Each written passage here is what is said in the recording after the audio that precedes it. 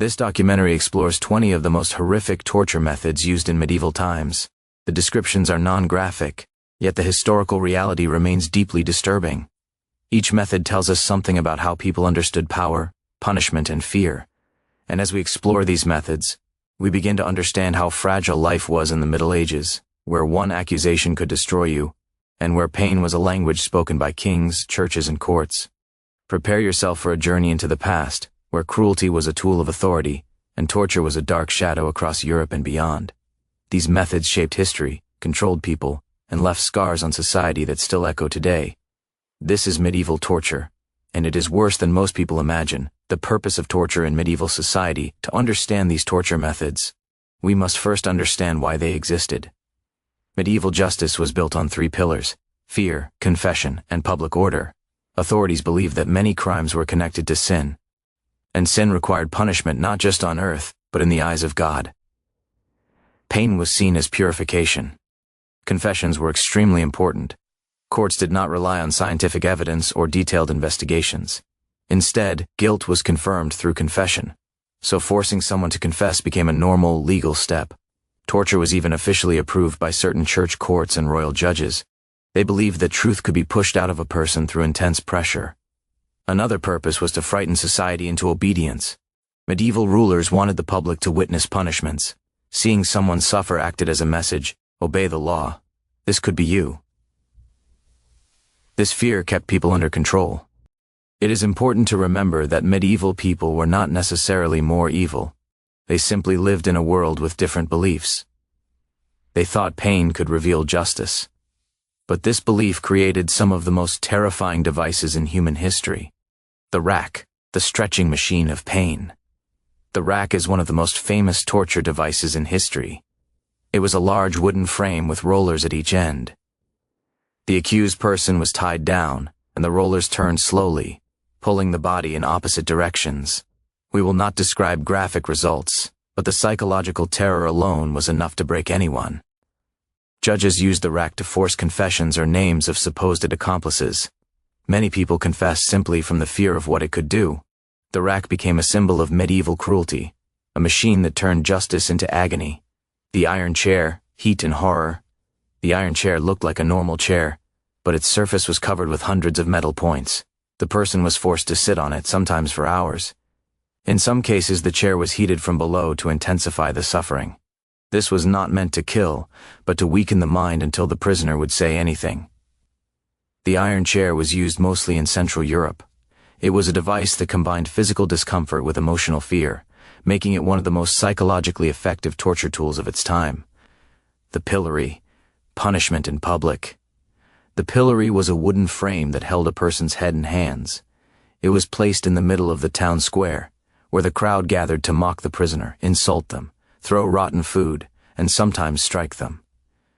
The humiliation was almost as painful as the physical discomfort.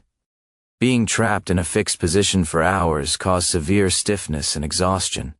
The pillory reminded everyone that shame could be worse than pain, and reputation was fragile in medieval society. The stocks, slow and silent torment. Similar to the pillory, the stocks held the feet in place, leaving the victim exposed and unable to move. People often spent long hours or even days in this position. They faced hunger, cold, heat, insects, and the cruelty of bystanders. The stocks targeted social humiliation. Medieval communities valued honor, so losing dignity in front of neighbors was a powerful punishment. Scavenger's daughter, crushing pressure. Where the rack stretched the body outward, the scavenger's daughter did the opposite. This metal frame forced the body into a tightly compressed position. The pressure was overwhelming and extremely painful without needing to cause injury. It was invented during the reign of Henry VIII in England. The device created intense stress, making the victim feel trapped, suffocated, and helpless. The Heretic's fork forced stillness. This device was a small metal tool shaped like a double-ended fork. It was strapped between the chest and the lower part of the face so that the person could not look down or fall asleep. Any movement caused discomfort. It forced the accused to stay awake and motionless. This was used in religious interrogations to break the will of those accused of heresy. Water torture, the fear of drowning. Medieval water torture did not always involve deep water. In many cases, water was poured slowly over the mouth or face, creating an intense fear of drowning. It was psychological more than physical. The victim's panic would rise quickly, and judges believed that fear would reveal truth. Water torture existed in many cultures, and its power came from the instinctive terror of losing control. The boot, squeezing pressure. The boot was a wooden or metal frame placed around the lower legs. Wedges were hammered in to apply pressure. The goal was to force confessions or intimidate. Medieval people feared this device because it targeted the legs, which were essential for work, farming, and travel. The boot represented the power of authorities to take away a person's freedom of movement. Strappado, suspension by the arms. In this method, the person's hands were tied behind their back, and they were lifted by a rope. This position caused extreme strain on the shoulders and upper body, but we will avoid graphic detail. The strappado was used by royal courts and church authorities. It was simple, required no complex machinery, and created deep fear. Thumb screws, small but strong. These small devices applied pressure to the fingers or thumbs. They were used to gather information quickly or punish minor crimes. Their intimidating appearance alone was often enough to make people confess. Thumb screws were portable, making them popular with traveling officials. Wheel, turning into helplessness. The victim was tied to a large wheel that slowly rotated. This did not always involve injury. Often, the spinning caused disorientation, exhaustion, and terror. The wheel was sometimes displayed publicly, turning punishment into theater. People feared it because it represented total helplessness. Water drip torture, one drop at a time. This method involved drops of water falling slowly onto the forehead. It might sound mild, but after hours, the rhythm created severe anxiety and mental breakdown.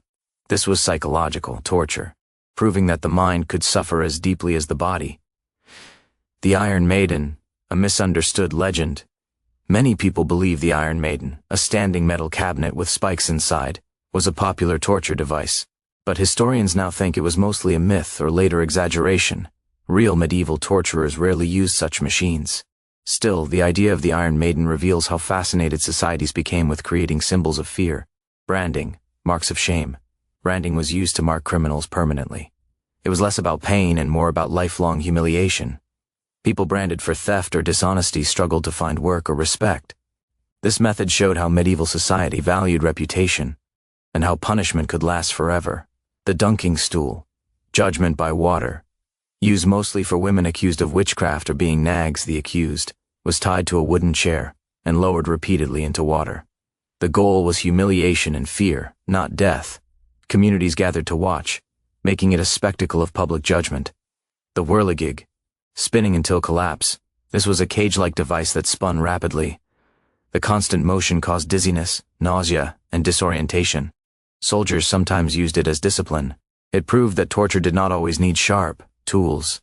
Sometimes the mind was the target. The cold cell, darkness and ice. The cold cell involved placing the prisoner in a freezing room or dungeon with minimal clothing. The combination of cold, darkness, and isolation created severe psychological stress. Sleep became difficult, thinking became slow, and fear took over. This method was silent but powerful. The coffin cage, fear on display. The coffin cage was a metal structure shaped like a human body. The prisoner was locked inside and hung in public. It was not designed to injure directly, but to expose the victim to weather, animals, and the cruel attention of crowds. The coffin cage symbolized total loss of privacy and freedom.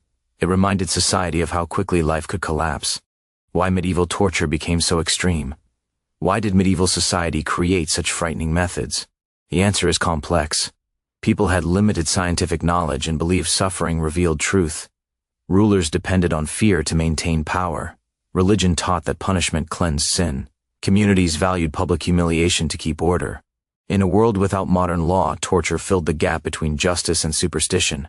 It served as interrogation, punishment, and warning.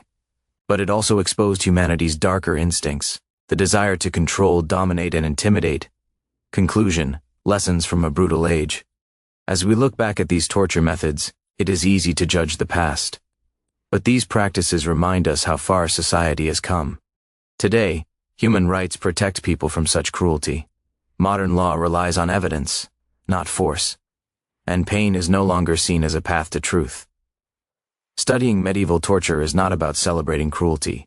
It is about understanding history, learning from mistakes, and appreciating the value of justice and compassion. The tools may have been destroyed, but the lessons remain. Fear should never be the foundation of a society, and suffering should never be mistaken for certainty.